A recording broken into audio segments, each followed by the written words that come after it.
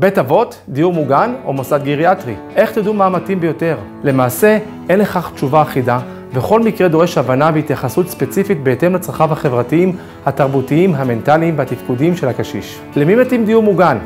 מסגרת של דיור מוגן מתאימה לקשישים שעדיין עצמאים בתפקודם, ורוצים לשמור על עצמאותם וכבודם בתוך סביבה חברתית פעילה.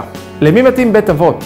בית אבות יכול להתאים לקשישים תשושים, קשישים הסובלים מירידה קלה עד בינונית בתפקודי היום-יום הבסיסיים, וזקוקים לעזרה חלקית בפעולות אלה. למי מתאים מוסד גריאטרי? מוסד גריאטרי מתאים לאוכלוסיות הבאות. קשישים סיעודיים, קשישים הסובלים מירידה קשה וקבועה בניידות, בתפקודי היום-יום, ובמצב הבריאותי כתוצאה ממחלה כרונית או מליקוי קבוע, וזקוקים לטיפול ומעקב במסגרת אשפוז רפואי סיעודי לתקופה ממושכת. תשושי נפש, קשישים המסוגלים להתהלך, אך סובלים מירידה קבועה ומשמעותית בתפקודי המוח, אשר מתבטאת בירידה בזיכרון, בהתמצאות וביכולת השיפוט. במצב זה, הקשישים זקוקים להשגחה מלאה בפעולות היום-יום במשך 24 שעות ביממה.